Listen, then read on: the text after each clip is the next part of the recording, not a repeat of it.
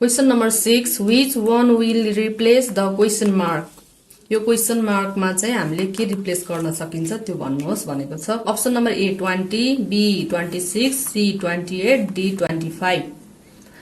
अब यसको मैले यसरी हेर्छु, यो दुईटा मल्टिप्लाई गरेर यो आउँछ कि आउँदैन, 6 आउँदैन।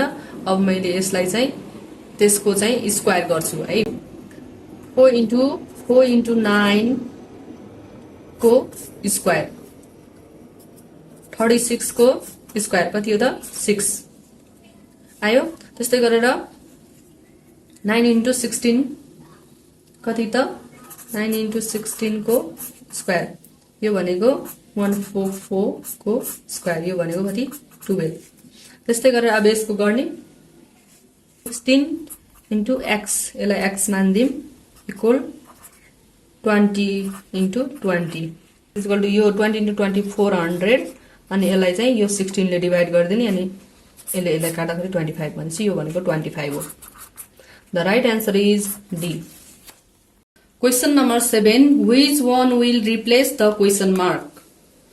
यो क्वेशन मार्कमा के हुन्छ है त, अप्सनहरु छ 12, be 11, C 13 and D 10।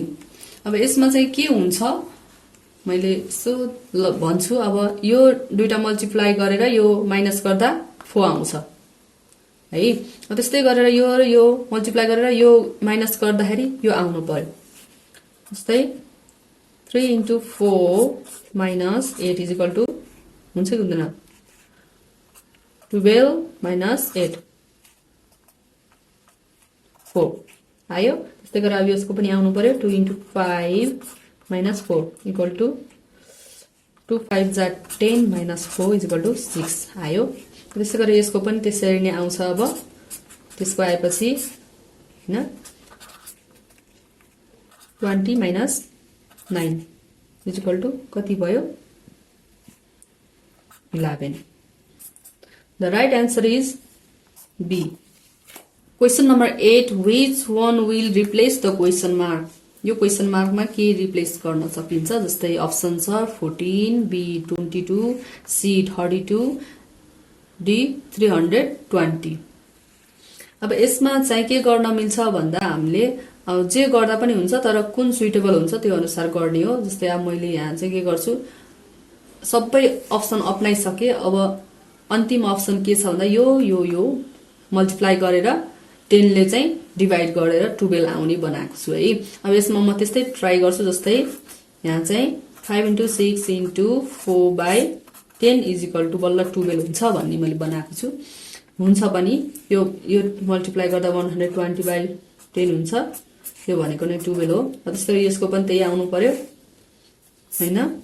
6 into 7 into 5 by 10, 6 into 7 into 5 is equal to 210 by 10 equal 21। यो मिल्यो, यो दुईटाको मिलेपछि अब यसको पनि अब यही अनुसार मिल्छ। त्यसैले 4 into 8 into 10 by 10 is equal to कति हुन्छ त्यो, यो भनेको कति हो भन्दा 4 into 8 into 10 गर्दाखेरि कति हुन्छ 32 into 10 भनेको 0 by 10 is equal to 32।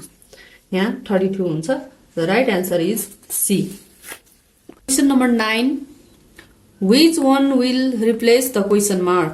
है हाम्रो यस्तो छ हाम्रो पजल चाहिँ यहाँ के हुन्छ भनेको छ। अब यहाँ सब हजुरहरुले हेर्नु भयो भने के देख्नुहुन्छ त, सबै स्क्वायर छ है। 3 3 जा 4 4 जा 5 5 जा 6 6 जा 36 हैन। यसरी चाहिँ यो सबै क्वेशन मिलेको छ। यहाँ चाहिँ 4 4 जा 5 5 जा 6 6 जा 7 7 जा 49। अब त्यस्तै गरेर यहाँ पनि त्यही हो। अब जस्तै मैले जस्तै 3 3 जा 36 6 6 जा 36, 6 7 7 जा 8 8 जा 9 9 जा है। त्यसैले यहाँ कति हुन्छ त 8 8 जा 64। The right answer is 64. Question number 10. Which one will replace the question mark?